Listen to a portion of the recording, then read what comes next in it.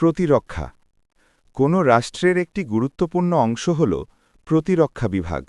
এটি দেশের সামরিক শাখার সাথে সম্পর্কযুক্ত।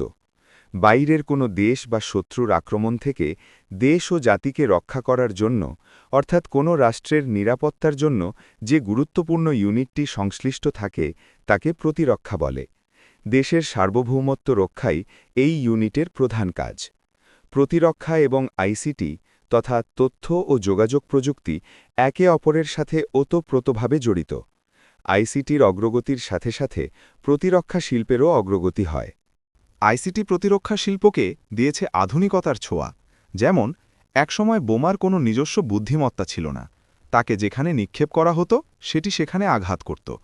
এখন আইসিটির সহায়তায় স্মার্ট বোমা তৈরি করা সম্ভব হয়েছে, যেটি নির্দেশ শুনে নির্দিষ্ট জায়গায় গিয়ে আঘাত করতে পারে।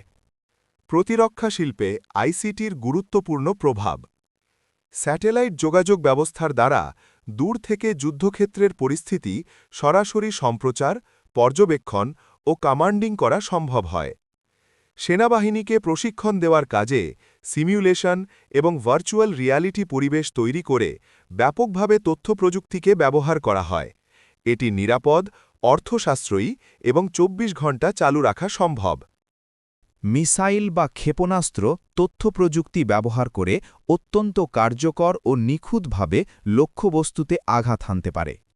অত্যন্ত গোপনে শত্রুপক্ষের শিবিরে আঘাত হানার জন্য ড্রোন ব্যবহার করা যায়। মিসাইল, রকেট বা ড্রোন আক্রমণ থেকে রক্ষা পাওয়ার জন্য পাল্টা প্রতিরক্ষা ব্যবস্থা গড়ে তোলার কাজে তথ্যপ্রযুক্তিকে ব্যাপকভাবে ব্যবহার করা হয়। প্রতিরক্ষা ক্ষেত্রে আইসিটি ব্যবহারের ফলে দেশের মানুষের নিরাপত্তা বৃদ্ধির পাশাপাশি সাধারণ মানুষের উপকারের জন্য অনেক নতুন প্রযুক্তি, যেমন ইন্টারনেট ও জিপিএস ইত্যাদি পাওয়া সম্ভব হলেও বিশ্বব্যাপী এর কিছু কুফলও পরিলক্ষিত হয়। বিভিন্ন আইসিটি নির্ভর উন্নত যুদ্ধাস্ত্র নির্মিত হবার ফলে পৃথিবী জুড়ে অস্ত্রের বাজার সম্প্রসারিত হচ্ছে। নতুন উন্নত ও যুদ্ধাস্ত্র পরীক্ষা ও বিক্রয় করার জন্য পৃথিবীর নানান প্রান্তে যুদ্ধ লাগিয়ে রাখার দুর্ভাগ্যজনক উদাহরণও রয়েছে। ড্রোন কি? ড্রোন এক ধরনের মনুষ্যবিহীন এয়ারক্রাফট বা দূর নিয়ন্ত্রিত চালকবিহীন বিমান বা যন্ত্র। সাধারণত যুদ্ধ বিমান হিসাবে এই ধরনের এয়ারক্রাফট বেশি ব্যবহৃত হয়। ড্রোন কম্পিউটার সফটওয়্যারের সাহায্যে এটি পরিচালিত হয়।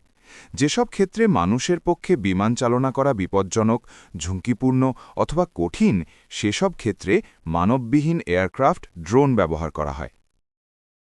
ড্রোন যে প্রক্রিয়ায় কাজ করে তার নাম ইউএভি, অর্থাৎ আননেমড এরিয়াল ভেহিকল। ড্রোনের দুটি সিস্টেম থাকে, একটি এর নিজের সিস্টেম, আরেকটি হচ্ছে কন্ট্রোলার সিস্টেম। একে যে কমান্ড দেওয়া হবে সেই অনুযায়ী কন্ট্রোলার সিস্টেমে কাজ করবে।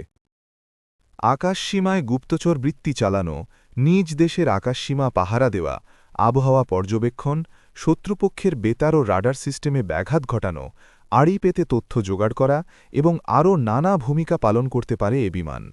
সম্প্রতি চলচ্চিত্রে দৃশ্যধারণ এবং সংবাদের তথ্যচিত্র আহরণে বহুলভাবে ব্যবহৃত হচ্ছে ড্রোন।